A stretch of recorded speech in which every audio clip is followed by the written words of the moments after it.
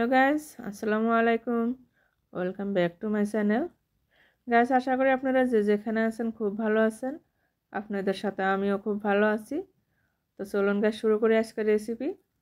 বিসমিল্লাহির রহমানির রহিম।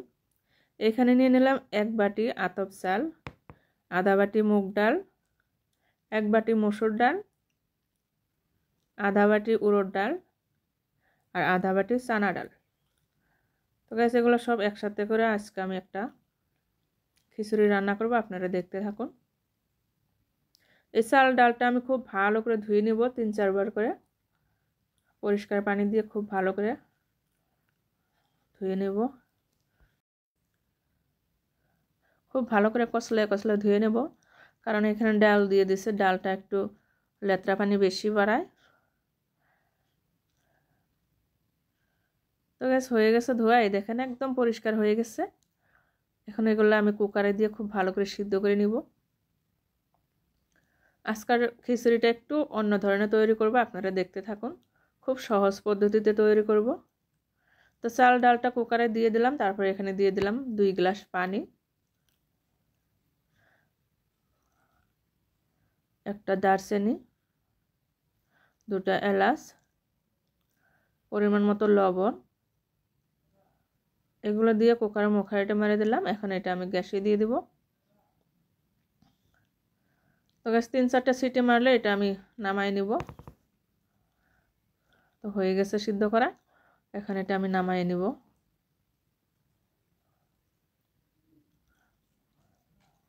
এই দেখেন গ্যাস কি সুন্দর হয়ে গেছে, একদম চাল ডালটা খুব ভালো করে সিদ্ধ হয়ে গেছে। তো খিচুড়িটা রান্না করার জন্য আরও একটা প্রসেস আছে। আমি গ্যাসে একটা কড়াই বসাই দিচ্ছি, কড়াইটা গরম হয়ে গেছে। এখন এখানে দিয়ে দিলাম তেল, রান্না তেল। তেলটা গরম হয়ে যাওয়ার পরে দিয়ে দিলাম জিরা, দারচিনি, লং, এলাচ, 2টা বড় সাইজের পেঁয়াজ কুচি করে দিছি। এখন এগুলো খুব ভালো করে একটু কষায় নিব। তারপর এখানে দিয়ে দিলাম কাঁচা লঙ্কা কুচি, এটাও একটু কষায় নিব। দিয়ে দিলাম পেঁয়াজ কুচি, আদা রসুন বাটা, তারপর এখানে দিয়ে দিলাম শুকনো লঙ্কার গুঁড়া, পরিমাণ মতো হলুদ গুঁড়া। এগুলো দিয়ে মশলাটা আর একটু কষায় নিব। তারপর এখানে দিয়ে দেবো ফুলকপি। এই ফুলকপিটা আমি একটু ফাঁপা দিয়ে নিয়েছিলাম। তারপর দিয়ে দিলাম বেগুন, পরিমাণ মতো লবণ। এগুলো দিয়ে ভেজিটেবলটা খুব ভালো করে কষায় একটু রান্না করে নিব। তো গ্যাস হয়ে গেছে রান্না করা। এখন এখানে দিয়ে দেবো টমেটো কুচি।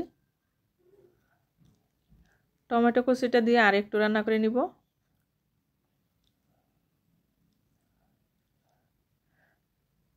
তারপর এখানে দিয়ে দেবো ধনিয়া পাতা কুচি, আর 100 গ্রামের মতো পনির।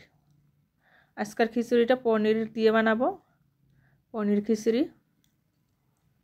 তো গ্যাস এগুলো লাড়াচাড়া করে দিয়ে এখানে দিয়ে দেবো যে সিদ্ধ করা ডাল চালটা। এটা দিয়ে এই সবজিটার সাথে খুব ভালো করে লাড়াচাড়া করে মিক্স করে দিব। তো গ্যাস আজকে আমার এই খিচুড়ির রেসিপিটা আপনাদের কীরকম লাগলো কমেন্টে জানাবেন।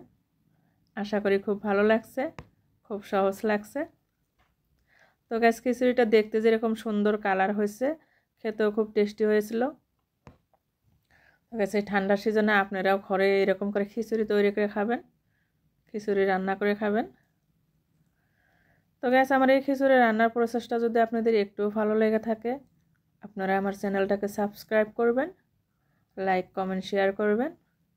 আর আপনারা যারা আমার ফেসবুক পেজ থেকে দেখছেন তারা আমার ফেসবুক পেজটা ফলো করবেন প্লিজ।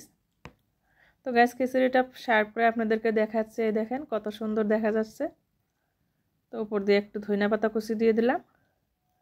তারপর এখানে দিয়ে দেবো একটু ঘি। তো গ্যাস আমার রেসিপি এখানে কমপ্লিট। আজকের জন্য বিদায় নিচ্ছি, দেখা হচ্ছে আগামী ভিডিওতে। আসসালামু আলাইকুম গাইস, খোদা হাফিজ।